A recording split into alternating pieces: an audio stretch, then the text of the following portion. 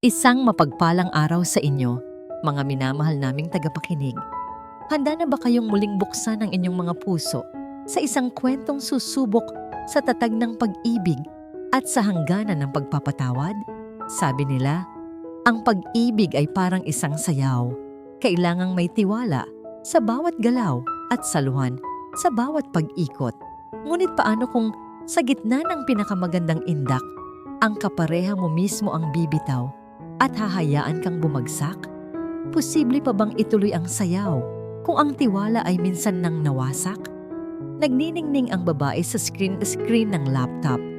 Bawat kumpas ng kanyang mga kamay ay tila humahawi sa hangin. Bawat pag-ikot ng kanyang katawan ay perpekto, magaan, na para bang isa siyang paru-parong lumilipad sa entablado sa saliw ng isang matamis na musika. Sa huling nota, yumuko siya sa harap ng libu-libong manonood na walang tigil sa pagpalakpak. Ang nangiti sa kanyang mga labi ay abot hanggang sa kanyang mga mata. Isang ngiting totoo, puno ng pangarap at pag-asa. Isang butil ng luha ang pumatak mula sa mata ni Alpa Serrano habang pinapanood ang sarili. Ang video na yon ay kuha 5 taon na ang nakalipas, sa gabi ng kanyang huling pagtatanghal. Ang gabi bago niya iwan ang entablado para pakasalan ang lalaking nangako sa kanya ng mundo, si Agos del Fuego. Dahan-dahan niyang hinaplos ang screen, ang imahe ng masayang babae na tila estranghero na sa kanya ngayon. Nasaan na ang ningning sa kanyang mga mata? Nasaan na ang paru-parong malayang lumilipad? Napalitan na ito ng isang ginintuang hawla, isang marangyang mansyon kung saan ang bawat galaw niya ay sinusukat at ang bawat ngiti ay kailangang pag-aralan. Biglang tumunog ang kanyang cellphone na nakapatong sa tabi ng laptop. Isang matinis na tunog na bumasag sa katahimikan ng malawak na silid. Isang hindi rehistradong numero. Napakunot ang noo ni Alpas. Hindi niya pinansin ang tawag, ngunit sinundan ito ng isang mensahe. Binuksan niya ito at ang kanyang mundo ay gumuho.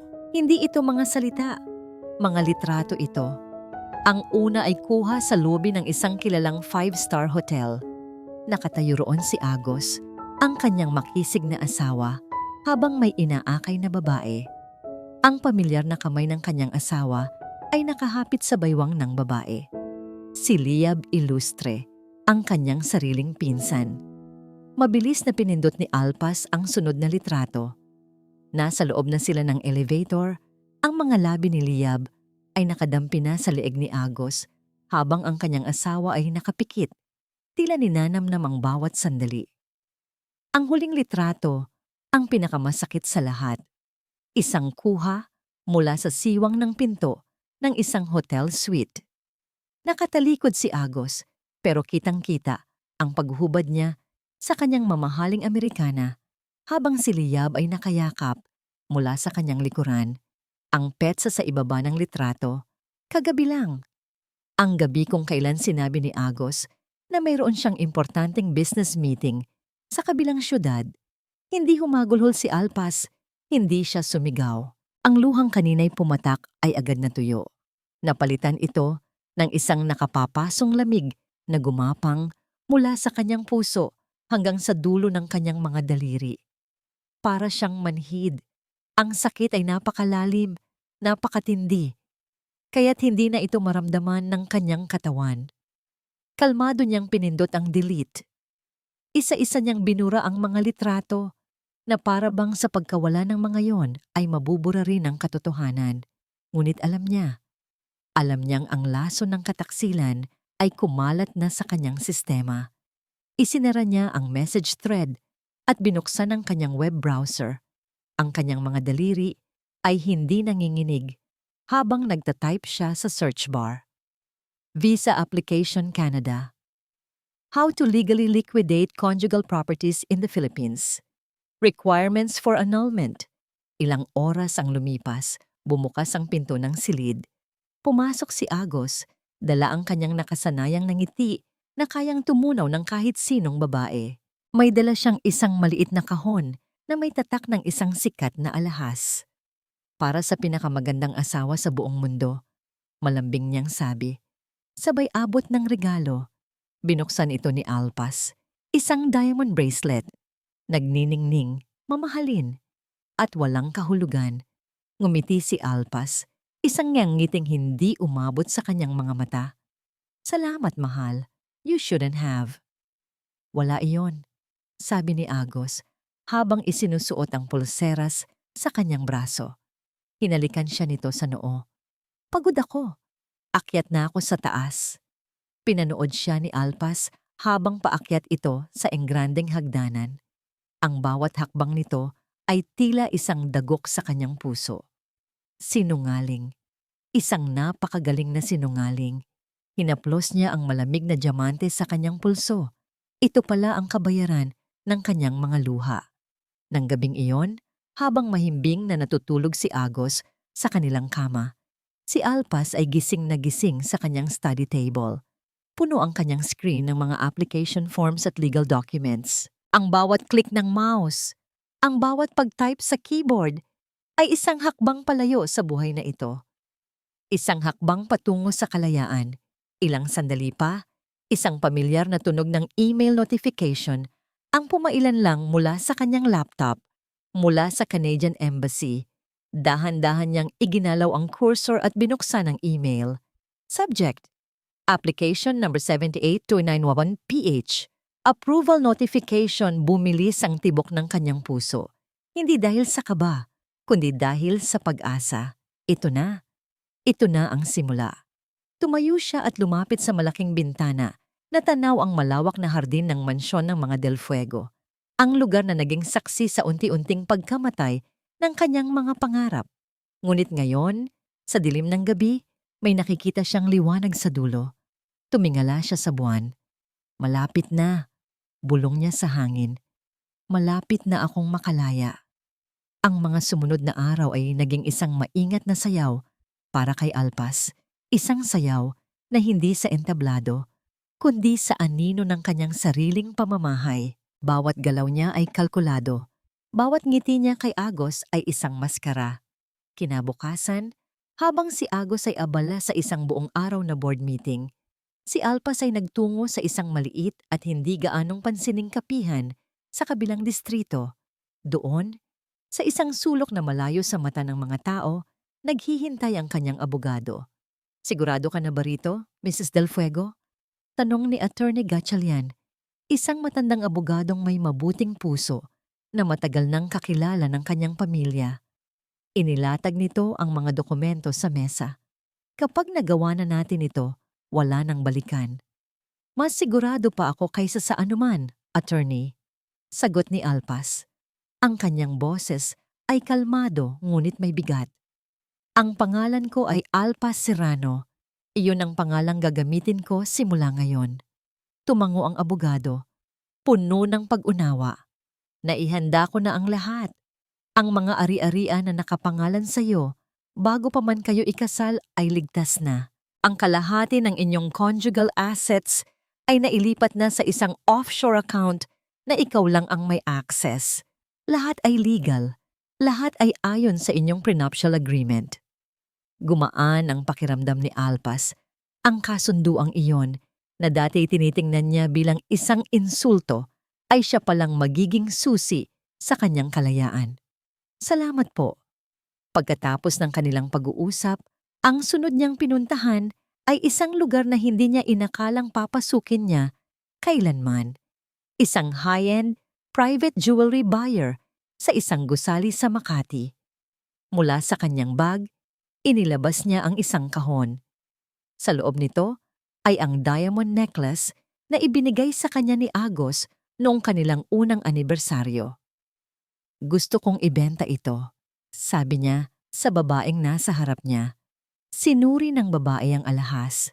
This is a magnificent piece, ma'am, worth millions. Alam ko, simpleng sagot ni Alpas, I just want it gone. Habang pinapanood niyang bilangin ng babae ang makakapal na pera, walang panghihinayang sa puso ni Alpas. Ang bawat kumikinang na bato sa kwintas na yon ay parang isang patak ng luha. Ngayon, Ang mga luhang yon ay nagiging pondo para sa kanyang bagong simula. Ang bigat sa kanyang leeg ay napalitan ng bigat ng salapi sa kanyang bag. Isang bigat na mas gugustuhin niyang pasanin. Ang pinakamahirap na pagsubok ay dumating ng gabing iyon sa hapagkainan. Naroon ang buong pamilya Del Fuego. Naroon si Agos na walang kamalay-malay. At naroon si Doña Gunita Del Fuego, ang ina ni Agos na ang mga mata ay karingtaras ng karayom. "You look pale, Alpas," puna ng Donya habang humihigop ng sabaw. "May sakit ka ba?" "Pagod lang po siguro, Mama," magalang na sagot ni Alpas, sabay ngiti. "Narinig ko mula sa isa sa mga katulong na madalas kang lumalabas nitong mga nakaraang araw." Patuloy ni Doña Gunita, hindi inaalis ang tingin sa kanya. "May inaasikaso ka bang proyekto?"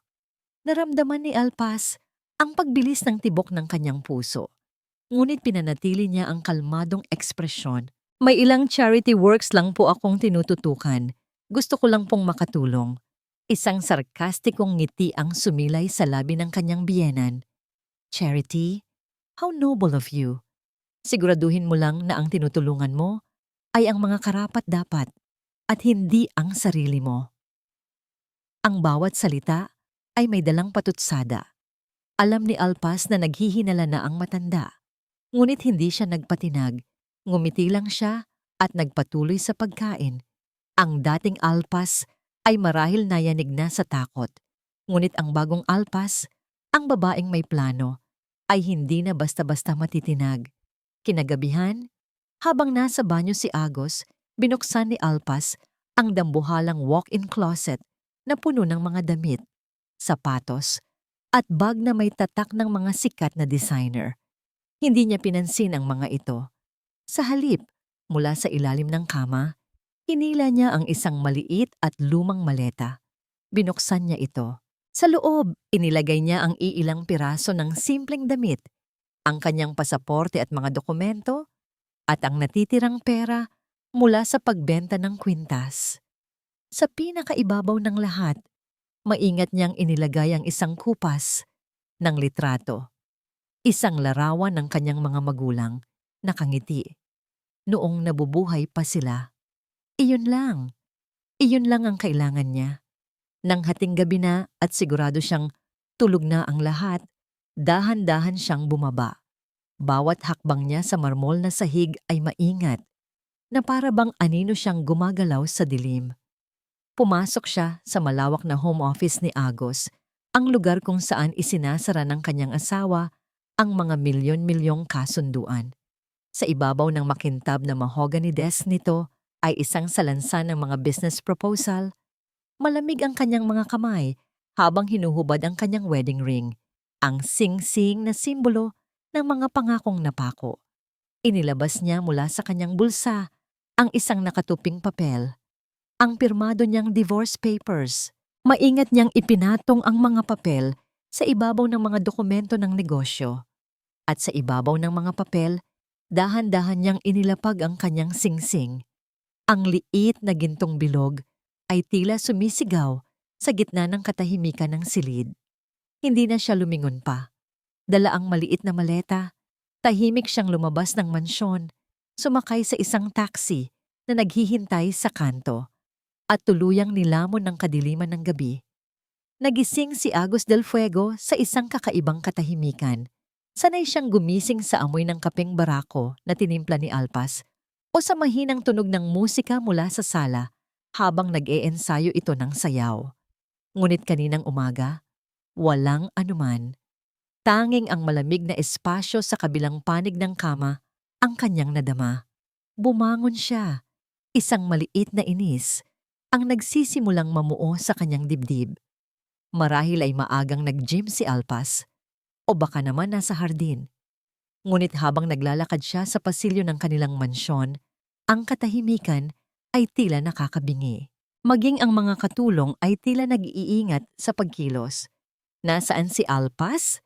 tanong niya sa isang kasambahay na nakasalubong niya. "Hindi pa po namin nakikita si Ma'am Sir. Akala po namin ay magkasama kayo sa taas." Sagot ng katulong. Halata ang pag-aalangan. Napakunot ang noo ni Agos. Pumasok siya sa kanyang home office para kunin ang cellphone nang may napansin siyang kakaiba. Ang pinto ay bahagyang nakabukas at sa ibabaw ng kanyang mesa, sa gitna ng mga importanteng papeles, ay may isang bagay na kumikinang. Lumapit siya at doon nakita niya ito, ang kanyang wedding ring, nakapatong sa isang papel na nakatiklop. Ang inis na nararamdaman niya ay biglang napalitan ng pagkalito. Ano to? Isang laro. Bulong niya sa sarili. Kinuha niya ang papel at binuksan ito. Petition for divorce. At sa ibaba, ang malinaw at pirmadong pangalan, Alpaz Serrano. Para siyang binuhusan ng nagyayelong tubig. Binitawan niya ang papel na para siyang napaso. Ang kanyang mga mata ay nanlalaki. Hindi makapaniwala sa nabasa. Sinubukan niyang tawagan ang numero ni Alpaz. The number you have dialed is currently not in service. Isang beses. 2. 3. Paulit-ulit. Pareho lang ang sagot. Doon na nagsimulang pumalit ang isang nagngangalit na apoy sa kanyang pagkalito. Galit. Isang matinding galit. Paanong nangyari ito? Sa isang iglap, ang lahat ng kontrol na palagi niyang ipinagmamalaki ay naglaho. Dumampot siya ng isang mamahaling porselanang florera mula sa isang antigong mesa at ibinato ito ng buong lakas sa pader. Ang tunog ng nabasag na bagay ay umalingaw-ngaw sa buong kabahayan, kasabay ng isang malutong na mura mula sa kanyang bibig. Alpaz! Ang sigaw niya ay puno ng galit at hinanakit. Paano niya nagawa ito sa kanya? Sa kanila. Nanginginig ang kamay na kinuha niya ang cellphone at tinawagan si Liab. Agos, napatawag ka? I miss you. Malanding sagot mula sa kabilang linya. Nasaan si Alpaz? Anong alam mo rito? Diretsong sigaw ni Agos. Natahimik si Liab sa kabilang linya. What are you talking about? Bakit mo siya hinahanap sa akin? Hindi ba't dapat ay masaya ka? Finally, she's gone. Tayo na ang... Tayo? Putol ni Agos. Ang boses niya ay puno ng panunuya. Walang tayo, Liab. Isa kang pagkakamali. Isang malaking pagkakamali. How dare you? Sigaw pabalik ni Liab. Matapos ang lahat, baka nakakalimutan mong pareho nating ginusto to. Ibinaba ni Agos ang tawag. Napasabunot siya sa sariling buhok, parang isang mabangis na hayop na nakakulong sa hawla. Naglakad siya pabalik-balik sa loob ng opisina. Hindi siya papayag. Si Alpaz ay asawa niya. Pag-aari niya. Kinuha niya ulit ang telepono at tinawagan ang pinuno ng kanyang security team. Hanapin ninyo ang asawa ko. Utos niya. Ang boses ay minawasay malamig at puno ng awtoridad. Gamitin ninyo ang lahat ng koneksyon, lahat ng resources. Subaybayan ninyo ang lahat ng credit card transactions niya, lahat ng airport, lahat ng pier. Gusto kong malaman kung nasaan si Alpaz Serrano del Fuego bago matapos ang araw na ito. At dalhin ninyo siya pabalik sa akin, sa ayaw at sa gusto niya. Pagkababa ng telepono, napaupo si Agos sa kanyang upuan. Ang ulo ay napasandal. Ang galit ay unti-unting napapalitan ng isang damdaming mas malalim at mas masakit, takot. Biglang pumasok sa kanyang isipan ang isang alaala. 5 taon na ang nakalipas sa isang hardin na puno ng mga puting rosas. Nakaluhod siya sa harap ni Alpaz. Hawak niya ang isang singsing. Will you marry me, my beautiful dancer? Tanong niya noon. Nakita niya ang mga luha ng kaligayahan sa mga mata nito. Yes, bulong nito. Yes, Agos, I will marry you. Ang Alpaz sa alaalang iyon, masaya, puno ng pagmamahal, puno ng tiwala sa kanya. Anong ginawa niya? Paano niya nagawang sirain ang babaeng nangakong sasamahan siya habang buhay? Hayop ka, Agos. Bulong niya sa sarili, puno ng pagsisisi. Biglang tumunog ang kanyang private line, ang kanyang private investigator. Agad niya itong sinagot. Sir? Sabi ng boses sa kabilang linya. May balita na kami. Nasaan siya? Mabilis na tanong ni Agos. Sir, we tracked her movements. Maaga siyang umalis ng bansa. Sumakay siya ng flight papuntang... Natahimik ang imbestigador saglit. Papuntang Canada, sir. Maagang maaga kanina. Canada.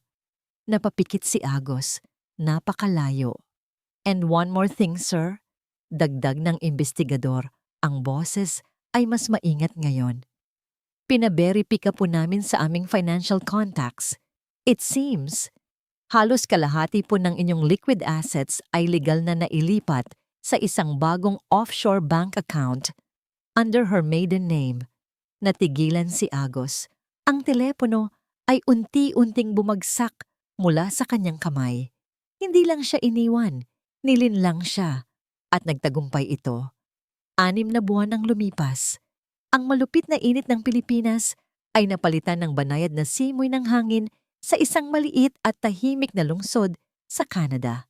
Dito, sa isang kalyeng napapalibutan ng mga puno ng maple na nagsisimula ng manilaw ang mga dahon, nakatayo ang isang maliit na kapihan. Sa itaas ng pinto nito ay isang simpleng signboard na gawa sa kahoy. Kape Kanlungan. Sa loob, ang amoy ng bagong timplang kape at sariwang baked pastries ay naghahatid ng pakiramdam ng init at kapanatagan. Si Alpa Serrano, na ngayon ay mas kilala bilang si Ali sa kanyang mga suki, ay abala sa likod ng counter. Ang kanyang buhok ay nakatali sa isang magulong bun. Meron siyang suot na isang simpleng apron at sa kanyang mga labi ay isang nginyang ngiti, isang tunay, hindi pilit na ngiti. Here's your usual, Mr. Henderson. 1 large latte, extra foam, sabi niya sa isang matandang lalaki. Sabay abot ng tasa. You're a lifesaver, Ali. The best coffee in town. Nakangiting sagot ng matanda. Enjoy your coffee. Masayang tugon ni Alpas. Habang pinapanood niya ang kanyang mga customer na nagkukwentuhan, nagbabasa ng libro, o simpleng nag-e-enjoy sa kanilang kape. Isang pakiramdam ng kapayapaan ang bumalot sa kanya. Ito na ang buhay niya ngayon.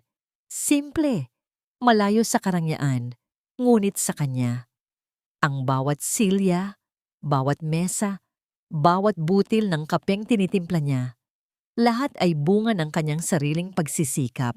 Dito, hindi siya si Mrs. Del Fuego, ang asawa ng isang bilyonaryo. Dito, siya lang si Ali, ang babaeng gumagawa ng masarap na kape. Mukhang maganda ang araw mo, puna ni Sarah, isang part-time student na tumutulong sa kanya sa shop tuwing hapon. You're glowing. Masaya lang siguro, sagot ni Alpas. Masaya na makitang puno ang shop. At totoo iyon. Ang Kape Kanlungan ay hindi lang isang negosyo para sa kanya. Ito ang kanyang naging kanlungan, ang kanyang santuwaryo. Dito niya unti-unting binubuo muli ang kanyang sarili. Malayo sa mga anino ng nakaraan. Sa loob ng 6 na buwan, wala siyang narinig na anumang balita tungkol kay Agos at pinili niyang huwag alamin. Para sa kanya, ang buhay na yon ay tapos na. Sa labas, nagsimulang pumatak ang isang mahinang ambon. Ang kalangitan ay naging kulay abo.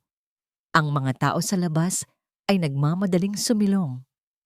Biglang tumunog ang maliit na kampana sa itaas ng pinto, hudyat na may bagong pasok na customer. Welcome to Kape Kanlungan, bati ni Alpas, hindi pa tumitingin, habang abala sa pag-aayos ng mga tasa. It's a bit chilly outside, isn't it? What can I get for... Napatigil siya sa pagsasalita nang iangat niya ang kanyang tingin. Ang mundo niya ay tila huminto sa pag-ikot. Nakatayo sa harap ng pinto, basa ng ulan ang balikat ng kanyang itim na coat, ay isang lalaking hindi niya inakalang makikita niyang muli. Ang mukha ay pareho, ngunit mas payat. Ang mga mata ay mas malalim, tila may lungkot na hindi maipaliwanag. Ang dating kumpiyansa at kapangyarihan na bumabalot dito ay napalitan ng isang aura ng pagod at desperasyon. Si Agos Del Fuego. Nabitawan ni Alpas ang hawak niyang basahan, ang lahat ng ingay sa loob ng kapihan, ang usapan, ang tunog ng coffee machine, ang mahinang musika, ay biglang naglaho. Tanging ang malakas na kabog ng kanyang dibdib ang kanyang naririnig. Naglakad si Agos papasok. Ang kanyang mga mata ay hindi inaalis sa pagkakatitig kay Alpas. Bawat hakbang niya ay tila mabigat. Ang mga customer ay napatingin sa kanya. Marahil ay naramdaman ang bigat ng tensyon na biglang bumalot sa buong lugar. Huminto si Agos sa harap mismo ng counter. Ilang pulgada na lang ang pagitan nila. Nakikita ni Alpas ang mga patak ng ulan sa kanyang buhok, ang pamumutla ng kanyang mga labi. Ang dating makapangyarihang Agos del Fuego ay mukhang nagdurusa. Alpas. Ang pagbigkas niya sa pangalan nito ay hindi isang utos, hindi isang pakiusap, kundi isang bulong na puno ng sakit. Ang lahat ng pader na itinayo ni Alpas sa paligid ng kanyang puso sa loob ng 6 na buwan ay tila nagsimulang gumuho. Ang kapayapaan na kanina lang ay nararamdaman niya ay biglang naging isang magulong bagyo. Paano? Paano siya natagpuan dito? Hindi siya makapagsalita. Ang kanyang lalamunan ay tila may bumara. Alpas, please. Muling sabi ni Agos. Ang boses ay garalgal at halos hindi marinig. Kausapin mo ako. I just want to talk. Ang panginginig ng mga kamay ni Alpas ay hindi na niya mapigilan. Sa pag-abot niya sa isang tasa para magpanggap na may ginagawa, dumulas ito sa kanyang kamay at bumagsak sa sahig. Crash! Ang tunog ng nabasag na porselana ay bumasag sa nakabibinging katahimikan. Ang lahat ng mata sa loob ng kapihan ay napako sa kanila. Ngunit para kay Alpas, iisa lang ang nakikita niya. Ang multo ng kanyang nakaraan, nakatayo sa harap niya at handang sirain ang bagong buhay na buong hirap niyang binuo. Ang tunog ng nabasag na tasa ay tila gumising kay Alpas mula sa kanyang pagkatulala. Mabilis siyang kumilos, kumuha ng dustpan at walis mula sa ilalim ng counter. Sarah, ako na, sabi niya sa kanyang katulong. Ang boses ay pilit na pinapakalma. Pakiasikaso muna ang ibang customer. Yumuko si Alpas para linisin ang mga bubog. Ang bawat piraso ay tila sumasalamin sa wasak niyang puso. Ginawa niya ito para maiwasang tingnan ang lalaking nakatayo pa rin sa kanyang harapan. Ang presensya ni Agos ay nakakasakal. Parang ninanakaw nito ang lahat ng hangin sa loob ng kanyang munting kanlungan. Umalis ka, sabi niya sa mahinang boses. Hindi pa rin tumitingin. Hindi sumagot si Agos. Nang matapos maglinis, tumayo si Alpas at hinarap ito. Ang kanyang mukha ay isang blangkong maskara. Hindi mo ba narinig? Sinabi kong umalis ka na. Hindi ako aalis hanggat hindi tayo nag-uusap. Pakiusap ni Agos. Isang mapait ng ngiti ang gumuhit sa labi ni Alpas. Wala na tayong dapat pag-usapan. 6 na buwan na ang lumipas. Tapos na tayo. Tinalikuran niya ito at nagsimulang kumuha ng order mula sa ibang customer. Nagpapanggap na normal ang lahat. Ngunit ramdam niya ang mga mata ni Agos na nakatitig sa bawat galaw niya. Ramdam niya ang mga bulungan ng mga tao sa paligid. Ang kanyang ligtas na lugar ay unti-unti nang nagiging isang entablado ng kahihiyan. Hindi umalis si Agos. Sa halip, naglakad ito patungo sa isang maliit na mesa sa pinakasulok ng kapihan, umupo at nanatiling tahimik at doon nagsimula ang kanyang pagpapahirap. Kinabukasan, naroon na naman si Agos. Umorder siya ng isang tasang kaping itim, ngunit hindi niya ito ininom. Nakaupo lang siya sa parehong sulok. Ang mga mata ay nakatuon kay Alpas. Ganoon din ng sumunod na araw. At sa sumunod pa, araw-araw, mula sa pagbubukas ng kape kanlungan hanggang sa pagsasara nito, naroon siya, isang tahimik, nagdurusang anino. Ang mga suki ni Alpas ay nagsimula ng magtanong, Ali, sino ba yung lalaking yon? Araw-araw siyang nandito. Ex mo ba siya? Ang lungkot ng mga mata niya. Bawat tanong ay parang isang karayom na tumutusok sa kanya. Ang kapayapaan na kanyang iningatan ay unti-unting nauubos napapalitan ng iritasyon at pagkabalisa. Paano siya magsisimula muli kung ang nakaraan ay nakaupo lang sa isang sulok, nagmamasid? Isang linggo ang lumipas. Isang gabi, pagkatapos umalis ng huling customer, hindi na napigilan ni Alpas ang sarili. Nilock niya ang pinto ng shop, ibinagsak ang closed sign sa bintana, at hinarap si Agos na nag-iisa na lang na nakaupo sa dilim. Nilapitan niya ito. Ang bawat hakbang ay mabigat sa galit. Ano bang kailangan mo, Agos? Simula niya. Ang boses ay nanginginig sa pinipigilang emosyon. Ano pa bang gusto mo sa akin? Hindi pa ba sapat na sinira mo na ang buhay ko? Ang mga pangarap ko? Tumayo si Agos. Gusto kong bumawi, Alpas. I'm sorry. Sorry? Tumawa si Alpas, isang tawang walang saya. Sorry para saan? Sa pagsisinungaling mo. Sa pagtataksil mo sa sarili kong pinsan, sa sarili nating pamamahay. O sorry dahil nahuli ka? Alam kong nagkamali ako. Nagkamali. Putol ni Alpas. Ang boses niya ay tumataas na. Hindi iyon pagkakamali, Agos. Iyon ay isang desisyon. Paulit-ulit na desisyon na ginawa mo sa likod ko. Habang ako, ang tangang asawa mo, ay naghihintay sa'yo gabi-gabi. Iniisip kung nasaan ka, kung pagod ka ba sa trabaho. At ikaw, kasama mo siya. Ang mga luhang matagal na niyang kinimkim ay nagsimula nang mamuo sa kanyang mga mata. Kinuha mo sa akin ang lahat. Ang pagsasayaw ko, ang mga pangarap ko. Ibinigay ko sa iyo ang buong pagkatao ko. At ano ang ginawa mo? Tinapakan mo. Dinurog mo. Kaya wag na wag mong sasabihin sa akin na, sorry ka lang. Hayaan mo akong itama ang lahat. Pakiusap ni Agos. Sinubukan nitong abutin ang kanyang kamay, ngunit mabilis itong iniwas ni Alpas. Walang-wala ka nang maitatama. Sigaw niya. Ang luha ay tuluyan ng bumuhos. Tapos na tayo. Hindi mo ba maintindihan? Ang Alpas na minahal mo o ang Alpas na akala mong minahal mo, matagal nang patay. Pinatay mo siya. Tinalikuran niya ito, humihingal. Pinupunasan ang kanyang mga luha. Ang bigat sa kanyang dibdib ay tila bahagyang gumaan ngayong naisigaw na niya ang lahat. Umalis ka na, sabi niya. Mas kalmado na ngayon. Umalis ka na sa buhay ko. Ito na lang ang natitira sa akin, Agos. Huwag mo na itong sirain pa. Narinig niya ang isang kakaibang tunog mula sa likuran niya. Isang mahina, ngunit malalim na pag-ubo. Pagkatapos ay isa pa, mas malakas, na tila nahihirapan siyang huminga.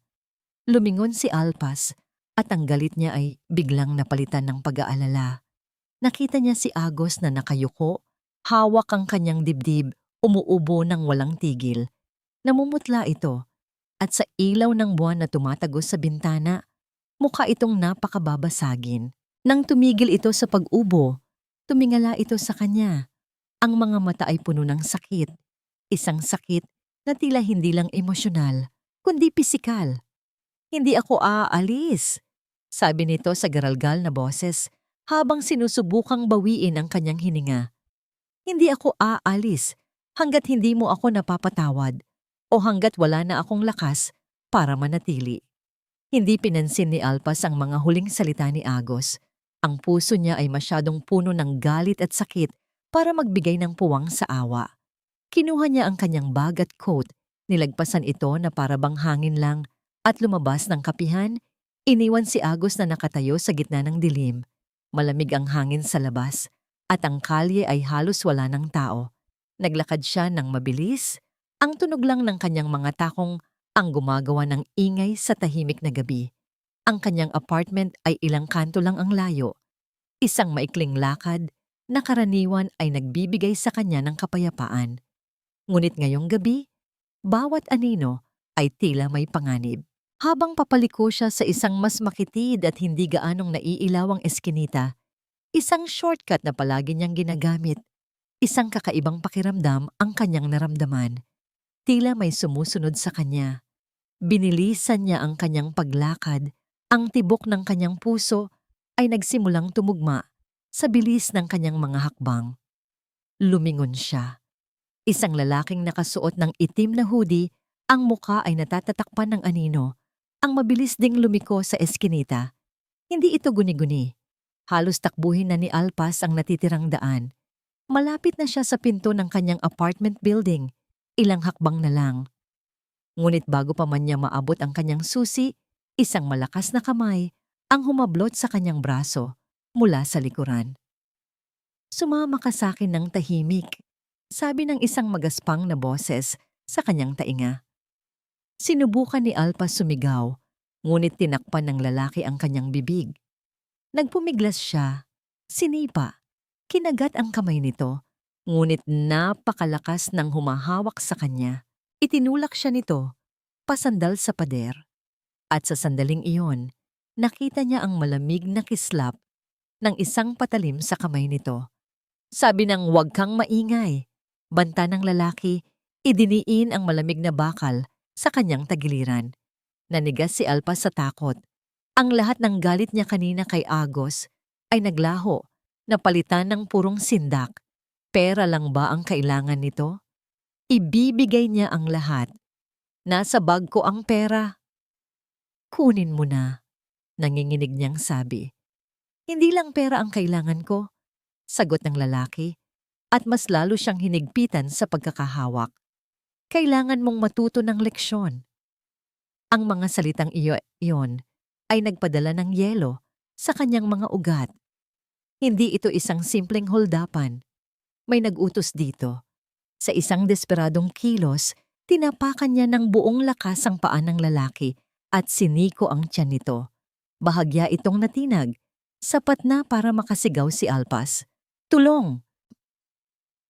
Bago pa man siya makasigaw muli, isang malakas na sampal ang dumapo sa kanyang pisngi, nagpatalsik sa kanya sa pader.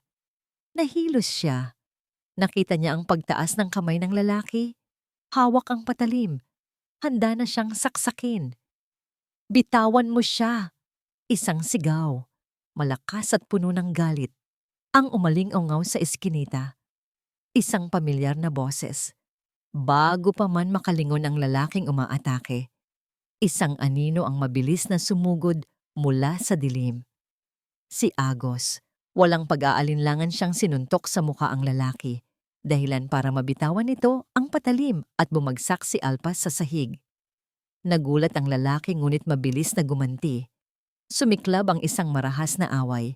Suntukan, sikaran. Nagpagulong-gulong sila sa maruming semento. Si Alpas ay nakasandal lang sa pader, nanginginig, hindi makakilos. Pinapanood ang dalawang lalaking nagpapatayan sa harap niya. Ang Agos na nakikita niya ngayon ay hindi ang makapangyarihang CEO, kundi isang mabangis na hayop na ipinagtatanggol lang sa kanya. Sa huli, sa isang malakas na suntok sa panga, bumagsak ang umaatake. Mabilis itong tumayo, dinampot ang patalim, at tumakbo papalayo sa dilim. Agad na lumapit si Agos kay Alpas. Ang kanyang mukha ay puno ng pag-aalala. "Alpas? Okay ka lang? Sinaktan ka ba niya?" Hinawakan niya ang balikat nito. Sinusuri kung mayroon itong sugat. Hindi makasagot si Alpas. Tumango lang siya. Ang mga mata ay nanlalaki pa rin sa takot. At doon, sa liwanag na nagmumula sa poste sa kanto, may napansin siya. "Agos," bulong niya. "Ang braso mo." Tumingin si Agos sa kanyang braso. Ang manggas ng kanyang mamahaling coat ay may punit. At mula sa punit na yon, may umaagos na dugo. "May dugo," ulit ni Alpas. Ang boses ay nanginginig. "May sugat ka." Nasugatan siya. Nasugatan siya dahil sa pagligtas sa kanya. Sa kabilang panig ng mundo, sa isang marangyang penthouse sa lungsod ng Maharlika, si Liab Ilustre ay naglalakad pabalik-balik. Hawak ang kanyang telepono. "Anong ibig mong sabihin na hindi ninyo natapos ang trabaho?" Sigaw niya sa kausap sa kabilang linya. "May dumating, ma'am. Isang lalaki. Ipinagtanggol niya ang target." Sagot ng nanginginig na boses. "Isang lalaki? Sinong lalaki?" Hindi ko po kilala, ma'am, pero nasugatan ko po siya sa braso. Nanlaki ang mga mata ni Liab sa narinig. Isang malamig na kaba ang biglang gumapang sa kanyang dibdib. Teka, anong itsura ng lalaki? Matangkad po. Mukhang mayaman. Nandoon si Agos? Anghel ni Liab. Ang kanyang magandang mukha ay nabalot ng galit. Bobo ka ba? Bakit nandoon si Agos? Hindi ko po alam, ma'am. Ang usapan ay susundan lang namin ang babae. Ang usapan natin, takutin lang siya. Sigaw ni Liab. Halos mabasag na ang kanyang boses. Bigyan ng leksyon para matakot siya at umuwi na siya ng Pilipinas. Hindi para saktan ninyo si Agos. Hindi siya kasama sa plano. Ibinagsak niya ang tawag. Sa sobrang galit, ibinato niya ang kanyang cellphone sa pader. Nabali ito sa dalawa. Hayop! Sigaw niya sa kawalan. Ang plano niya ay simple lang. Takutin si Alpas para isipin nitong hindi ligtas ang buhay sa Canada. Para bumalik ito sa Pilipinas kung saan madali na niya itong mababantayan. Para mapunta na sa kanya si Agos nang walang sagabal. Ngunit ang lahat ay nagkamali. Dahil sa katangahan ng kanyang mga tauhan, ang lalaking pinakamamahal niya pa ang nasaktan.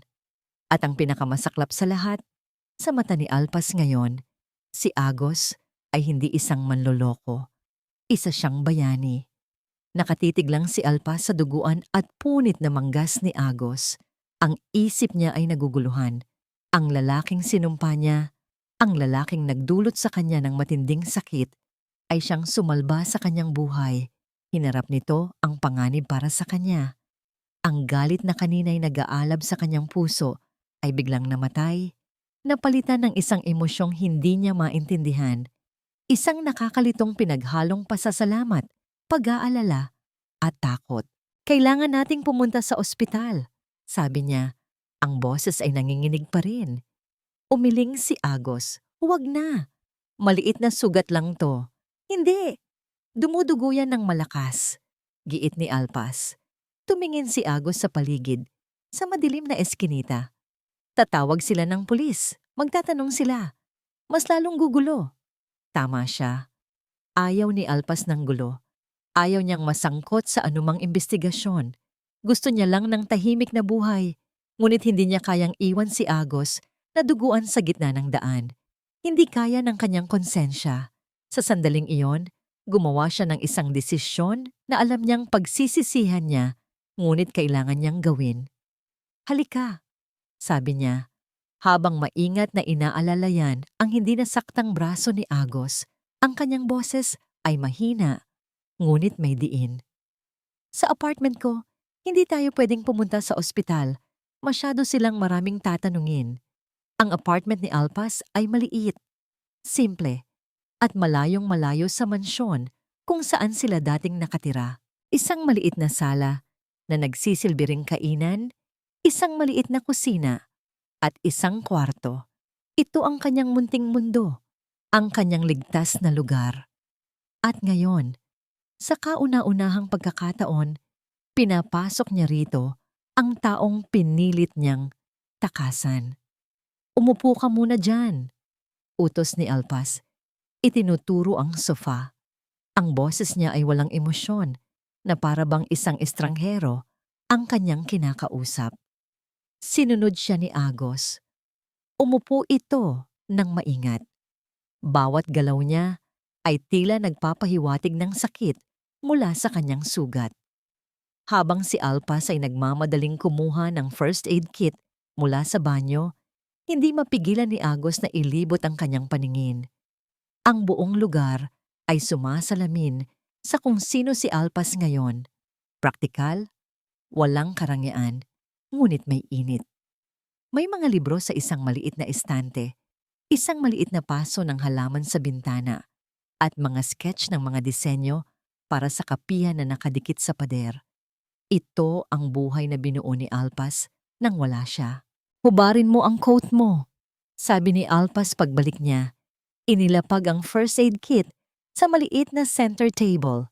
Nag-aalangang hinubad ni Agos ang kanyang mamahaling coat na ngayon ay may bahid na ng dugo at dumi. Pagkatapos ay ang kanyang puting polo na mas lalong nagpakita sa sugat sa kanyang braso. Hindi ito malalim, pero mahaba. Isang hiwa mula sa patalim. Lumuhod si Alpas sa harap niya, binuksan ang kit. Ang kanyang mga kamay ay bahagyang nanginginig habang nililinis niya ang sugat gamit ang antiseptic. Napapangiwi si Agos sa bawat dampi, ngunit walang salitang lumalabas sa kanyang bibig. Ang katahimikan sa pagitan nila ay mabigat. Dati, ang ganitong kalapit na distansya ay magiging puno ng lambing. Ngayon, puno ito ng hiya, sakit, at mga salitang hindi masabi. Naamoy ni Alpas ang pamilyar na pabango ni Agos at bigla siyang kinabahan, masyadong malapit. Bakit mo ako sinundan? Basag niya sa katahimikan.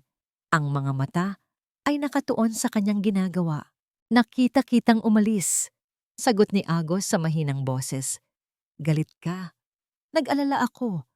Kaya sinundan kita para lang masigurong ligtas kang makakauwi. Hindi ko sinasadyang makialam. Hindi sumagot si Alpas. Ipinagpatuloy niya ang paglalagay ng benda sa braso nito. Ang kanyang mga daliri na dati sanay sa magagaang na galaw ng pagsasayaw ay ngayon ay maingat na gumagamot sa sugat ng lalaking sumira sa kanya. Ang sitwasyon ay puno ng kabalintunaan. Salamat, bulong ni Agos nang matapos si Alpas. Tumingin si Alpas sa kanyang mga mata sa unang pagkakataon mula noong pumasok sila sa apartment. Nakita niya ang isang Agos na hindi niya pa nakita kailanman. Wala ang kayabangan, wala ang kapangyarihan. Ang naroon lang ay isang lalaking pagod, nagsisisi at mahina. Tumayo si Alpas at lumayo. Mabuti pa'y magpahinga ka na muna. Dito ka na matulog sa sofa ngayong gabi. Bukas pag-isipan mo kung paano ka uuwi. Alpas, huwag ngayon Agos. Please, putol niya, nakatalikod. Pagod na ako. Pumasok siya sa kanyang kwarto at isinara ang pinto. Ngunit hindi niya ito nilock. Sumandal siya sa likod ng pinto at doon na siya napahagulgol ng tahimik. Ang takot mula sa pag-atake at ang gulo sa kanyang emosyon ay sabay-sabay na bumuhos. Sa labas, narinig ni Agos ang mahinang pag-iyak. Bawat hikbi ay parang isang suntok sa kanyang dibdib. Gusto niyang katukin ang pinto, yakapin siya at sabihing magiging maayos ang lahat. Ngunit alam niyang wala siyang karapatan. Siya ang dahilan ng lahat ng ito. Kinagabihan, hindi makatulog si Alpas. Palipat-lipat siya sa kama, binabagabag ng mga nangyari. Ilang oras ang lumipas, narinig niya ang isang ungol mula sa sala. Dahan-dahan siyang bumangon at sumilip sa siwang ng pinto. Nakita niya si Agos na natutulog sa sofa, ngunit hindi ito mapakali. Pawis na pawis ang kanyang noo at gumagalaw ang kanyang ulo na para bang may masama siyang panaginip. Alpas, wag. Sorry. Naririnig niya ang pangalan niya mula sa mga labi nito. Sinasabi sa pagitan ng mga ungol, isang bangungot. Ang puso ni Alpas ay tila nakaramdam ng isang kirot. Sa kabila ng lahat, hindi niya kayang makitang nahihirapan ito. Lumabas siya ng kwarto, kumuha ng basang bimpo at dahan-dahang pinunasan ang noo ni Agos. Sa pagdampi ng malamig na bimpo, tila kumalma si Agos. Dumilat ito ng bahagya at nakita siya. Alpas? May lagnat ka yata, mahinang sabi ni Alpas, umiiwas ng tingin. At binabangungot ka. Hinawakan ni Agos ang kanyang kamay bago pa man niya ito maialis. Ang pagkakahawak nito ay mahina, ngunit hindi niya ito binitawan. Dito ka lang muna. Pakiusap nito. Ang boses ay parang sa isang batang natatakot. Please, kahit ilang minuto lang. Hindi kumibo si Alpas. Hinayaan niya lang na hawak nito ang kanyang kamay habang nakaupo siya sa sahig sa tabi ng sofa. Sa ilalim ng malamlam na ilaw mula sa bintana, pinanood niya itong muling makatulog. Ang kanyang mukha ay mas payapa na ngayon. Habang nakatitig siya sa natutulog na mukha ni Agos, Ang mga pader na itinayo niya sa paligid ng kanyang puso ay nagsimulang magkaroon ng maliliit na bitak. Ito ang lalaking minahal niya ng sobra. Ito rin ang lalaking dumurog sa kanya. At ngayon, sa loob ng 4 na sulok ng kanyang munting apartment, hindi niya alam kung sino ito sa kanilang dalawa. Biglang isang malakas na katok sa pinto ang bumasag sa katahimikan ng hating gabi. Tok, tok, tok! Nagkatinginan sila ni Agos na nagising sa ingay. Sino naman ang kakatok sa ganitong oras? Nagtatakang tumayo si Alpas at lumapit sa pinto. Sumilip siya sa peephole. Ang kanyang dugo ay tila nagyelo. Nakatayo sa labas, sa ilalim ng maliwanag na ilaw ng pasilyo, ay isang babaeng hindi niya inaasahang makikita sa bansang ito. Nakasuot ng isang eleganteng coat, ang buhok ay perpektong nakaayos at ang mukha ay puno ng awtoridad at paghamak. Si Doña Gunita del Fuego. Nang makita ni Agos ang takot at pagkagulat sa mukha ni Alpas, agad siyang tumayo mula sa sofa, hindi alintana ang sakit sa kanyang braso. Sino yan? Tanong niya. Hindi sumagot si Alpas. Tila napako ito sa kinatatayuan, nakatitig sa pinto. Ang malakas na katok ay umulit, mas malakas at mas walang pasensya ngayon. Alpas, buksan mo ang pinto. Alam kong nandyan ka. At alam kong kasama mo ang anak ko. Ang boses na yon, malamig, may awtoridad, at hindi maipagkakaila. Ang boses ng kanyang ina. Napamura si Agos sa kanyang isipan. Paano? Paano sila natagpuan ni Mama dito? Walang nagawa si Alpas, kundi dahan-dahang buksan ang pinto. Pumasok si Doña Gunita del Fuego na para bang pag-aari niya ang lugar. Ang kanyang mga mata ay matalim na sinuri ang kabuuan ng maliit na apartment, mula sa simpleng sofa hanggang sa maliit na kusina, at ang kanyang labi ay bahagyang kumibot sa isang ngiting mapanghamak. So, this is where you live now, sabi nito. Ang bawat salita ay may bahid ng pang-iinsulto. How quaint! Ang tingin nito ay napunta kay Agos at ang paghamak ay napalitan ng pagkagalit. At ikaw, Agos, tignan mo ang sarili mo, mukha kang basahan. Is this what she has reduced you to? Ang tagapagmana ng imperyo ng Del Fuego, nagtatago sa isang kahon na tulad nito? Mama, anong ginagawa mo dito? Matigas na tanong ni Agos. Tumayo siya sa pagitan ng kanyang ina at ni Alpas na para bang isang panangga. I'm here to bring you home, deklara ni Doña Gunita. Uuwi tayo sa Pilipinas, now. Tapos na ang kahibangan na ito. Hindi ako uuwi, mariing sagot ni Agos. Ang mga mata ng Donya ay nag-apoy. Binalingan niya si Alpas na nananatiling tahimik sa isang sulok. Ito ba ang gusto mo? Tignan mo ang ginawa mo sa anak ko. Iniwan niya ang lahat. Ang kumpanya, ang responsibilidad niya, ang pangalan natin, para lang habulin ka. Isang babaeng walang utang na loob. Tumigil ka na, ma, babala ni Agos. Ngunit hindi nagpatinag si Doña Gunita. Lumapit ito kay Alpas. Ang bawat hakbang ay may bigat. Hindi ka ba talaga natuto? Hindi ka nababagay sa pamilya namin. Noon pa man, alam ko na, isa ka lang hamak na mananayaw na nagpanggap na prinsesa. At least, ang pagiging mananayaw ay marangal. Sa wakas ay sagot ni Alpas, ang kanyang boses ay mahina, ngunit matatag. Hindi tulad ng iba na nagpapanggap na kagalang-galang, pero kinukonsinti ang kasalanan ng sariling anak. Natigilan si Doña Gunita. Isang ngisi ang sumilay sa kanyang mga labi. So alam mo na. Good. Akala ko ba matalino ka? Kung alam mo na, bakit ka pa nagulat? Did you really think he would be faithful to you? Ano? Gulat na napatingin si Agos sa kanyang ina. Anong ibig niyang sabihin? Humarap ang Donya sa sariling anak. Ang kanyang mukha ay walang bakas ng pagsisisi. Oo, Agos. Alam ko ang tungkol sa inyo ni Liab. Matagal na. Para kay Agos, Ang pag-amin na yon ay mas masakit pa kaysa sa sugat sa kanyang braso. Alam niyo?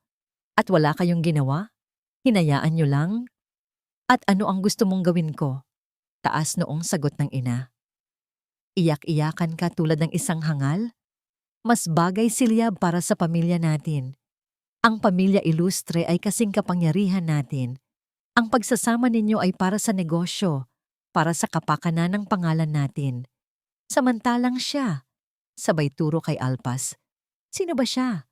Isang palamuti na akala mo ay mamahalin mo habang buhay.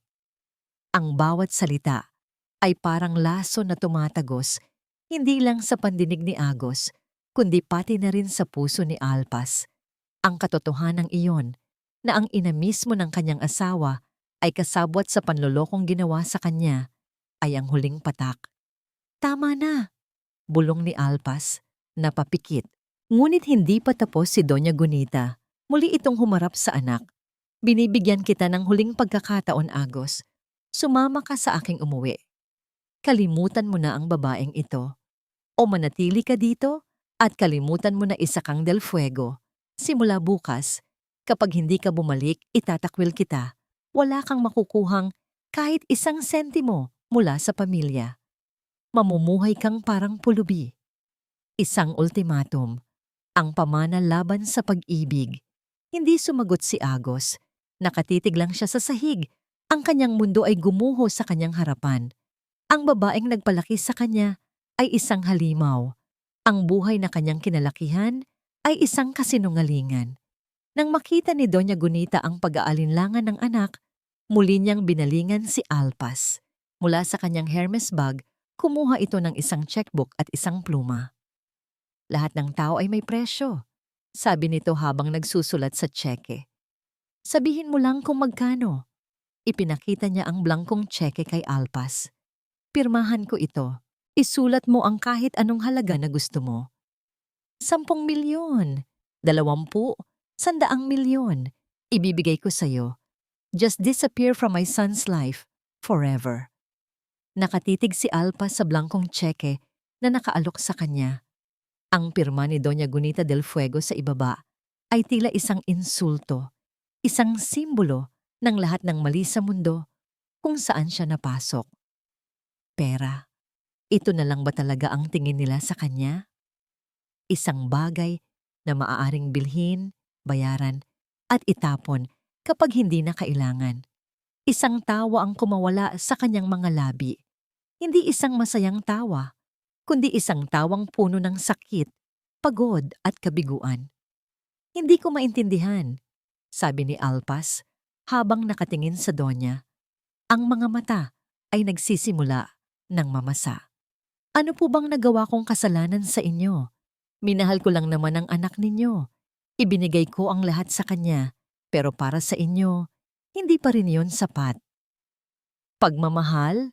Ulit ni Doña Gunita na may panunaba. Ang pagmamahal ay hindi nakakabili ng kapangyarihan. Hindi nito napapalago ang isang imperyo. Siguro nga po, sagot ni Alpas. Ang boses ay basag. Dahan-dahan niyang kinuha ang tseke mula sa kamay ng Donya. Para sa isang sandali, nagkaroon ng pagtatagumpay sa mga mata ng matanda. Ngunit hindi yon ang nasa isip ni Alpas. Sa harap mismo ni Doña Gunita, pinunit niya ang tseke sa gitna. Tapos pinunit niya ulit at ulit. Hanggang sa maging maliliit na piraso na lang ito. Pagkatapos, ibinagsak niya ang mga piraso sa sahig na parang konfeti sa isang malungkot na selebrasyon. Ang pera ninyo, sabi ni Alpas, ang bawat salita ay may diin, ay kasing dumi ng budhi ninyo. Isaksak ninyo yan sa Alpas! Saway ni Agos, ang boses ay puno ng pakiusap. Ngunit hindi pa tapos si Alpas. Tumingin siya ngayon kay Agos at ang nakita ni Agos sa mga mata niya ay isang bagay na mas masahol pa sa galit. Isang nakapangingilabot na kawalan. Isang blangkong espasyo kung saan dating naroon ang pagmamahal. Ngayon, naiintindihan ko na ang lahat. Bulong ni Alpas.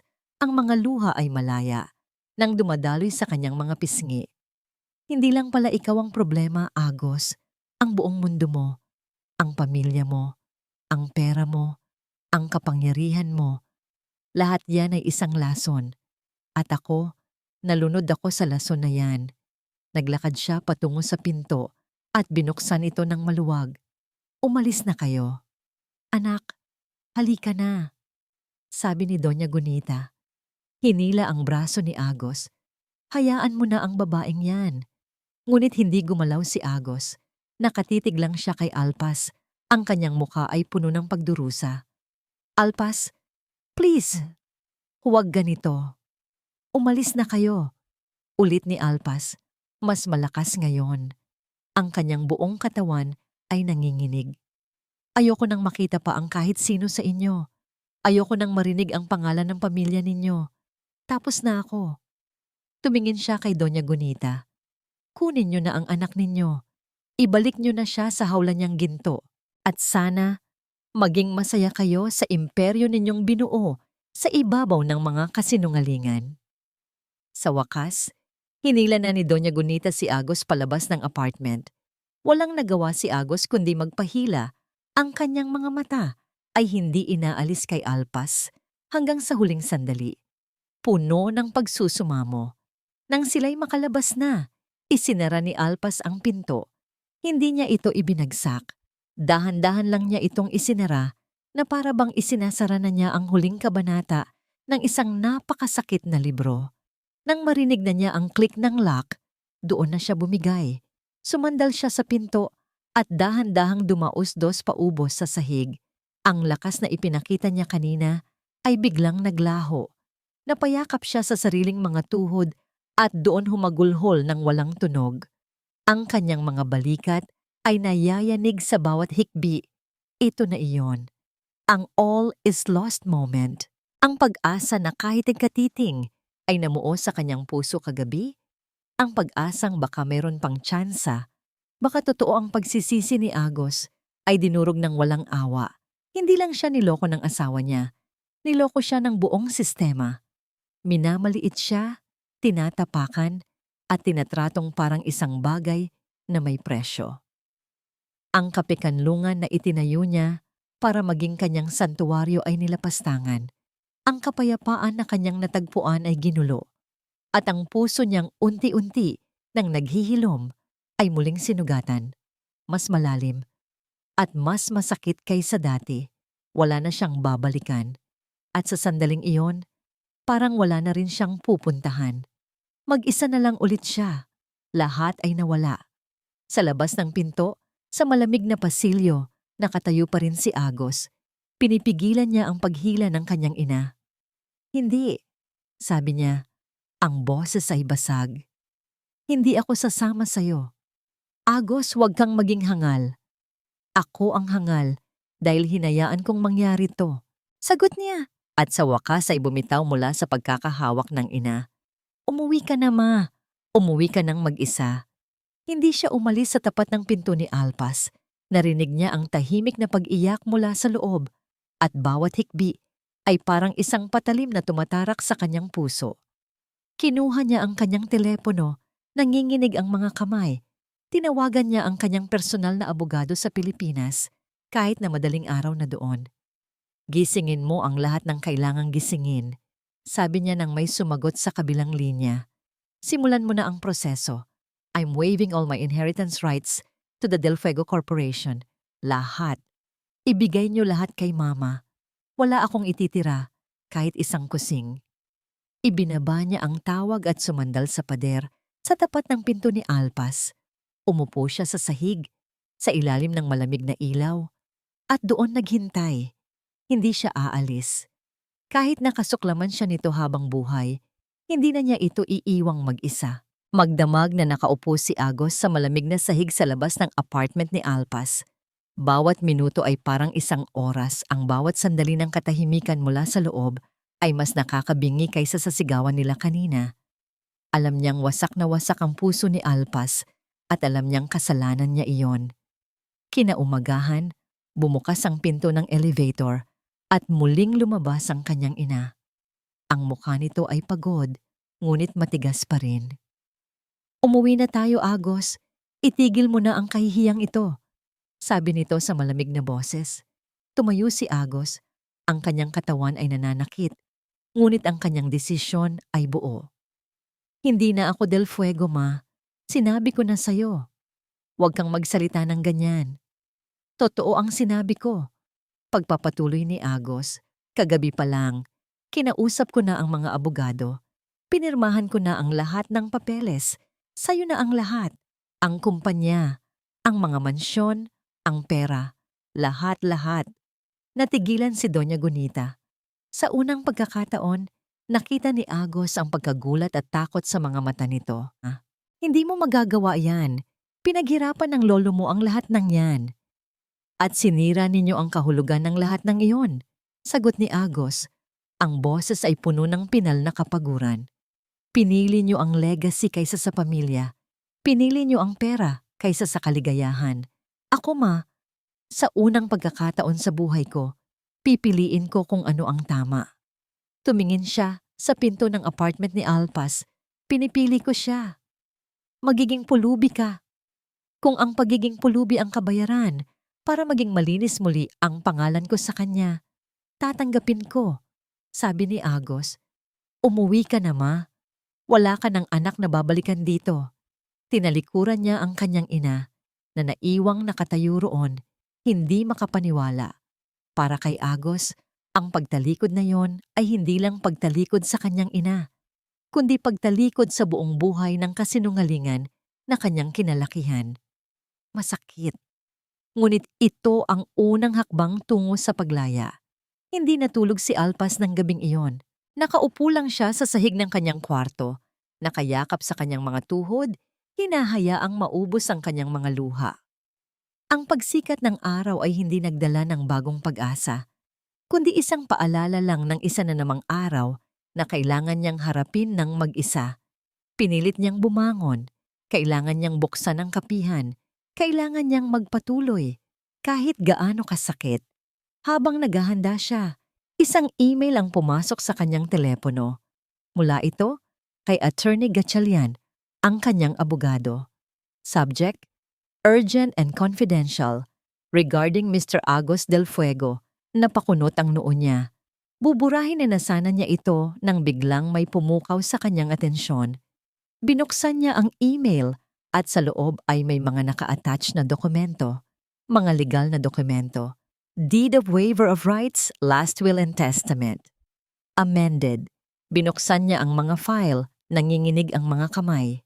Binasa niya ang mga nakasulat, ang mga legal na terminolohiya na sa simpleng salita ay nangangahulugan ng isang bagay lang. Tinatalikuran ni Agos Del Fuego ang lahat ng kanyang karapatan bilang tagapagmana ng Del Fuego Corporation at lahat ng ari-arian ng kanyang pamilya.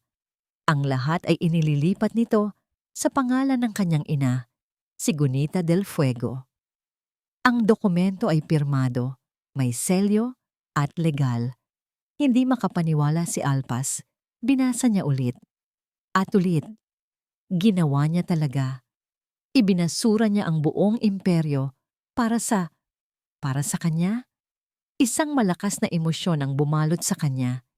Hindi ito pag-ibig. Hindi rin ito pagpapatawad. Ito ay pagkamangha. Ang sakripisyong yon ay isang bagay na hindi niya inaasahan. Isang bagay na hindi kayang bilhin ng pera. Isang bagay na totoo. Napatingin siya sa bintana ng kanyang apartment. Mula doon, tanaw niya ang isang maliit na construction site sa kabilang kalye. At doon, sa gitna ng mga trabahador, may nakita siyang isang pamilyar na figura. Nakatayo roon si Agos, kausap ang isang foreman. Nakasuot ito ng simpleng maong at t-shirt, hindi ang kanyang mga mamahaling suit. Pagkatapos ng ilang sandali, inabutan ito ng isang hard hat at isang pala. At nagsimula itong magtrabaho. Nagbubuhat ng mga sako ng semento, naghahalo ng graba. Isang trabahong manual, isang trabahong marangal. Hindi na siya ang bilyonaryong si Agos Del Fuego. Isa na lang siyang ordinaryong manggagawa. Pinanood siya ni Alpas mula sa kanyang bintana sa loob ng halos isang oras. Pinanood niya ang pagod sa mukha nito, ang pawis na tumutulos sa kanyang noo, ang determinasyon sa bawat kilos nito. Ginagawa niya ito. Tinutupad niya ang kanyang sinabi. Ang yelo sa puso ni Alpas ay nagsimulang matunaw. Hindi pa siya handang magpatawad. Pero sa unang pagkakataon, sa loob ng napakatagal na panahon, nakaramdam siya ng isang maliit na sinag ng pag-asa. Dahil ang pagbabago ay hindi sinasabi. Ito ay ginagawa. At sa harap mismo ng kanyang mga mata, nakikita niyang sinusubukan ni Agos na buuin muli ang kanyang sarili. Hindi gamit ang pera, kundi gamit ang sarili niyang mga kamay. Pumunta siya sa kusina, nagtimpla ng kape sa isang paper cup. Kumuha siya ng payong mula sa tabi ng pinto. Lumabas siya ng kanyang apartment building at tumawid sa kalye. Ang ulan ay nagsimulang pumatak ng mahina. Binuksan niya ang payong. Huminto siya sa gilid ng construction site. Nakita siya ni Agos. Ang pagod sa mukha nito ay napalitan ng pagkagulat. Huminto ito sa kanyang ginagawa. Naglakad si Alpas palapit sa kanya. Ang payong ay nagsisilbing panangga sa kanila mula sa ambon. Hindi siya nagsalita. Iniabot lang niya ang mainit na tasa ng kape. Nanginginig na kinuha yon ni Agos. Ang kanyang magaspang na kamay ay dumampi sa kamay ni Alpas. Sa sandaling iyon, sa gitna ng isang construction site, sa isang dayuhang bansa, sa ilalim ng isang payong, ang dalawang nasirang tao ay nagsimulang muling magtayo. Hindi ng isang gusali, kundi ng isang bagay na mas mahalaga, tiwala. Nakatayo sila sa ilalim ng iisang payong, sa gitna ng mahinang ambon. Ang ingay mula sa construction site ay tila humina. Ang tanging naririnig ni Alpas ay ang tibok ng kanyang puso at ang mahinang pagsinghap ni Agos habang hawak nito ang mainit na tasa ng kape. Salamat, sabi ni Agos. Ang boses ay halos pabulong. Ang kanyang mga mata ay hindi bumibitaw sa pagkakatitig sa kanya. Puno ng pasasalamat at isang katanungang hindi niya masabi. Umuwi ka na, Agos, sabi ni Alpas. Ang kanyang boses ay kalmado. Hindi ito isang pagtataboy, kundi isang mungkahi. Magkakasakit ka niyan, basang-basa ka na. Umiling si Agos. Hindi. Kailangan kong tapusin ang trabaho. Ito na lang ang mayroon ako. Bumuntong hininga si Alpas. Ang katigasan ng ulo nito ay nandoon pa rin. Ngunit ngayon, ito ay nagmumula sa isang ibang lugar. Hindi sa kayabangan, kundi sa determinasyon. Hindi sa Pilipinas ang uwi na sinasabi ko. Paglilinaw niya, umuwi ka sa tinutuluyan mo. Isang mapait na ngiti ang sumilay sa labi ni Agos. Wala na akong tinutuluyan. Naubos na ang pera ko sa hotel. Ibinalik ko na ang lahat. Natigilan si Alpas. Totoo nga. Kung itinakwil niya ang lahat, nangangahulugan iyon nang wala na siyang access sa kahit anong yaman ng pamilya niya. Saan siya natutulog? Saan siya kumakain? Ang puso niya ay nakaramdam ng habag. Isang emosyon na matagal na niyang sinubukang patayin. Hindi niya kayang talikuran ng isang taong nangangailangan, kahit pa ang taong yon ay si Agos. Halika, sabi niya, mas may diin ngayon. Sumama ka sa akin. Hindi na nagtanong si Agos. Sumunod lang ito sa kanya pabalik sa kanyang apartment building na para bang isang taong naliligaw na sa wakas ay nakahanap ng direksyon. Pagdating sa loob, hindi nagsalita si Alpas. Kumuha siya ng isang tuwalya at iniabot dito. Pagkatapos, ay pumasok siya sa kanyang kwarto. Pagbalik niya, may dala siyang isang susi. Inilahad niya ang kanyang palad kung saan nakalagay ang susi. May isang maliit na apartment for rent sa kabilang palapag. Kinausap ko na ang landlady. Bayad na ang unang buwan. Tumingin si Agos sa susi. Pagkatapos ay sa kanya. Puno ng pagkalito. Alpas, hindi ko to matatanggap. Wala akong... Huwag mong isipin na para sa'yo yan. Putol ni Alpas. Ang kanyang mga mata ay seryoso. Para sa akin yan. Ayokong mamatay ka sa kalye dahil hindi yan kaya ng konsensya ko. At ayokong makita kang naghihirap sa labas ng bintana ko araw-araw dahil hindi ko rin kaya yan. Itinikom ni Agos ang kanyang bibig. Walang salitang makapaglalarawan sa halo-halong emosyon na kanyang nararamdaman. Pakinggan mo ako, Agos. Pagpapatuloy ni Alpas at sa pagkakataong ito, tinitigan niya ito ng diretsyo. Gusto kong maging malinaw ang lahat. Ang ginawa mo, ang pag-iwan sa lahat, ay isang malaking bagay. Ipinakita mo sa akin na seryoso ka sa pagsisisi mo. At dahil doon, bibigyan kita ng isang bagay na hindi nabibili ng pera. Huminga siya ng malalim. Bibigyan kita ng isang pagkakataon. Nakita ni Alpas ang pagliwanag ng pag-asa sa mga mata ni Agos, ngunit mabilis niya itong pinutol. Pero, dagdag niya, itinaas ang isang daliri. May mga kondisyon, napakaraming kondisyon. Una, hindi ito pagbabalikan. Hindi pa. Ituturing nating dalawang estranghero ang isa't isa na nagsisimulang magkakilala. Walang utang na loob, walang nakaraan. Pangalawa, sabi niya, ang tiwala. Sira na yan. At tulad ng isang babasaging bagay, kailangan mong pulutin ang bawat piraso at buuin ulit. Araw-araw, sa bawat salita at kilos mo. Isang pagkakamali lang ulit, Agos, at kahit anong pandikit pa ang gamitin mo, hinding-hindi na yan mabubuo pa. At ang panghuli, ang pagpapatawad ko, hindi ito isang regalo na basta-basta ko na lang ibibigay. You have to earn it.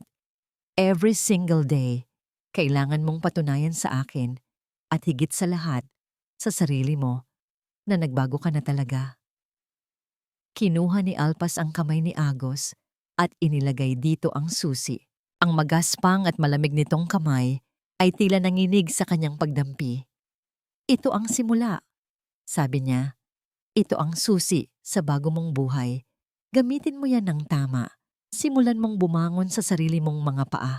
Huwag para sa akin, kundi para sa'yo. Sa sandaling iyon, isang butil ng luha ang pumatak mula sa mata ni Agos. Hindi luha ng kalungkutan o pagsisisi, kundi luha ng pasasalamat. Tumulo ito sa kanyang pisngi at pumatak sa kamay ni Alpas na hawak pa rin niya. Salamat, sabi nito sa basag na boses. Salamat, Alpas. Pangako, hindi ko sasayangin to. Binitawan ni Alpas ang kanyang kamay. Tumalikod ito at naglakad patungo sa bintana. Binibigyan si Agos ng espasyo. Lumipas ang ilang linggo. Tinupad ni Agos ang kanyang pangako. Ginamit niya ang apartment na nirentahan ni Alpas. Nagpatuloy siya sa pagtatrabaho sa construction site. Sa bawat araw na lumilipas, nakikita ni Alpas ang pagbabago. Nakikita niya itong napapagod, ngunit may dignidad. Minsan, pupunta ito sa kape-kanlungan pagkatapos ng trabaho, marumi at pagod. Hindi para kausapin siya, kundi para bumili ng kape tulad ng isang ordinaryong customer. Isang hapon, pumasok ito. Ang araw ay pagod na pagod. Good afternoon, bati nito. May kasamang isang maliit, ngunit totoong ngiti. Tumingin si Alpas mula sa kanyang ginagawa at ngumiti rin pabalik. Good afternoon. The usual? Isang tasang itim na kape, please, sabi ni Agos. Habang tinitimpla ni Alpas ang kanyang kape, ang pakiramdam sa pagitan nila ay magaan. Wala na ang bigat. Wala na ang tensyon. Mayroong paggalang, mayroong espasyo, at mayroong pag-asa. Ang mga linggo ay naging buwan. Ang taglagas ay dahan-dahang nagbigay daan sa malamig na simoy ng taglamig. At sa bawat paglipas ng araw, isang bagong ritmo ang nabuo sa buhay ni Alpas at Agos. Hindi ito isang mabilis na pagbabalikan. Ito ay isang mabagal, maingat, at kung minsan ay mahirap na proseso ng muling pagtatayo. Walang mga marangyang regalo o engrandeng mga pangako. Ang pundasyon ng kanilang bagong ugnayan ay binuo sa maliliit na bagay. Isang umaga, nakita ni Alpas na sira ang isa sa mga mesa sa labas ng kape-kanlungan. Kinagabihan, pag-uwi niya, Nakita niyang maayos na ito. May isang maliit na papel na nakadikit dito para hindi na matapunan ng kape ng mga customer mo. Minsan, kapag alam niyang late na itong makakauwi mula sa trabaho, mag-iiwan siya ng isang nakabalot na pagkain sa tapat ng pinto ng apartment nito. Walang salita. Isang simpleng pag-aalala lang. Ang kanilang mga pag-uusap ay nagsimula sa mga simpleng kumusta ang araw mo sa kapihan. Unti-unti, nauwi ito sa mas mahahabang kwentuhan. Ikinuwento ni Agos ang hirap at ang mga aral na natutunan niya sa pagiging isang ordinaryong manggagawa. Ikinuwento naman ni Alpas ang kanyang mga pangarap para sa kapihan, ang mga bagong recipe na gusto niyang subukan. Isang Sabado ng hapon, habang naglalakad sila sa isang parke na nababalutan ng yelo, natagpuan nila ang kanilang mga sarili na nagtatawanan. Isang tunay, malakas na tawa. Nagulat si Alpas nang marinig niya ito mula sa sarili. Kailan nga ba ang huling beses na tumawa siya nang ganito kagaan kasama siya? Naaalala mo ba? Sabi ni Agos habang pinapanood nila ang mga batang nag-i-skating sa isang frozen pond. Noong sinubukan kitang turuang mag-golf? Natawa si Alpas sa alaala. Oo naman, halos matamaan mo ng bola yung may-ari ng golf course. At ikaw naman, mas magaling ka pang pumalo kaysa sa akin sa unang subok mo pa lang. Nakangiting sabi ni Agos, likas na atleta ka talaga. Isa akong mananayaw, Agos. Balanse at kontrol sa katawan ng puhunan namin, sagot ni Alpas. Tumigil sila sa paglalakad. Tumingin si Agos sa kanya. Ang kanyang mga mata ay seryoso na ngayon.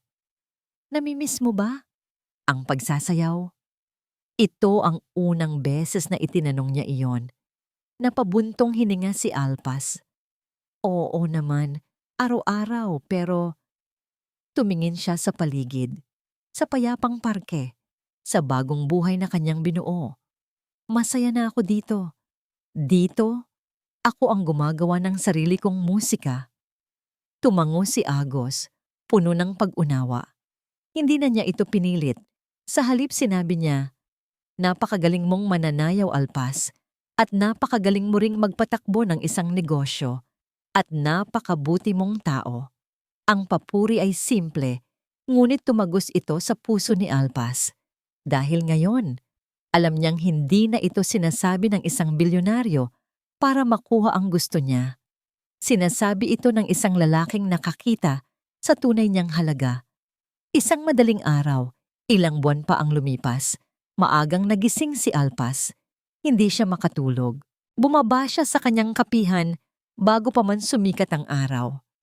Nagsimula siyang magtimpla ng kape. Ang pamilyar na ritual ay nagbibigay sa kanya ng kapanatagan. Habang nagpapakulo siya ng tubig, narinig niya ang pagbukas ng pinto. Pumasok si Agos, suot ang kanyang damit pantrabaho. Ang aga mo yata ngayon, tanong ni Alpas. Hindi rin ako makatulog, sagot ni Agos. Nakita kong may ilaw dito, kaya naisip kong dumaan. Hindi na sila nagsalita pa. Si Alpas ay nagpatuloy sa pagtitimpla. Si Agos naman ay kumuha ng basahan at sinimulang punasan ng mga mesa, isang kilos na naging natural na sa kanya. Magkasama sila sa tahimik na paghahanda para sa isang bagong araw. Nang matapos sila, tumayo sila sa tabi ng malaking bintana ng kape-kanlungan. Hawak ang kani-kanilang tasa ng mainit na kape. Sa labas, ang kalangitan ay nagsisimula ng magbago ng kulay mula sa madilim na asul hanggang sa kulay kahel at rosas. Ang unang sinag ng araw ay dahan-dahang sumisilip sa pagitan ng mga gusali. Isang bagong umaga. Ang ganda! Bulong ni Alpas. Oo, ang ganda! Sagot ni Agos. Ngunit hindi sa pagsikat ng araw siya nakatingin, kundi kay Alpas. Dahan-dahan, maingat na maingat, iniabot ni Agos ang kanyang kamay at hinawakan ang kamay ni Alpas na nakapatong sa bintana. Ang kanyang palad ay magaspang na sa trabaho, ngunit ang paghawak nito ay banayad. Sa pagkakataong ito, hindi umiwas si Alpas. Hinayaan niyang manatili ang kamay nito doon. Ang init mula sa palad ni Agos ay gumapang sa kanyang buong katawan. Isang init na pamilyar, ngunit bago. "Salamat, Alpas," bulong ni Agos. Ang kanyang boses ay pununo ng emosyon na hindi na kailangang pangalanan. Tumingin si Alpas sa kanya at ngumiti. Isang ngiting totoo, payapa, at puno ng pag-asa. Ang hinaharap ay hindi pa rin sigurado. Ang mga sugat ay hindi pa rin tuluyang naghihilom. Ngunit habang pinapanood nila ang pagsikat ng araw ng magkahawak kamay, alam ni Alpas na hindi na mahalaga kung ano ang mangyayari bukas. Ang mahalaga ay ang ngayon. At sa ngayon, sa bagong umagang ito, handa na siyang sumayaw muli. Hindi sa entablado, kundi sa bagong yugto ng buhay, kasama ang isang lalaking natutong bitawan ng mundo para lang makuha muli ang kanyang kamay. At dito po nagtatapos ang ating kwento. Isang paglalakbay tungkol sa sakit, paglaya, at ang mahirap, ngunit napakagandang proseso ng pagpapatawad. Ang aral ng kwento ay simple lang. Ang tunay na pag-ibig ay hindi tungkol sa pagiging perpekto. Ito ay tungkol sa pag-amin sa mga pagkakamali, sa pagpapakumbaba, at sa pagbibigay ng pangalawang pagkakataon hindi lang sa iba, kundi pati na rin sa ating mga sarili para muling magtiwala at magmahal. Maraming salamat po sa inyong walang sawang pakikinig at pagsama sa amin sa kwento nina Alpas at Agos. Kung meron po kayong mga saloobin o komento tungkol sa ating kwento ngayong araw, huwag po kayong mag-atubiling i-share sa comment section sa ibaba. Anong uri naman ng kwento ang gusto ninyong marinig sa susunod? Gusto naming malaman ang inyong mga mungkahi. Hindi dito nagtatapos ang ating paglalakbay. Marami pa pong kwentong kasing ganda at mas puno ng aral dito sa aming channel. Kung nagustuhan nyo ang kwentong ito, i-like, i-share sa pamilya at mga kaibigan, at mag-subscribe na rin para lagi kayong updated sa mga susunod pa naming kwento. I-click nyo ang notification bell para kayo ang unang makarinig kapag may bago kaming upload. Pagpalain po kayo ng Panginoon, kayo at ang inyong buong pamilya. Hanggang sa muli.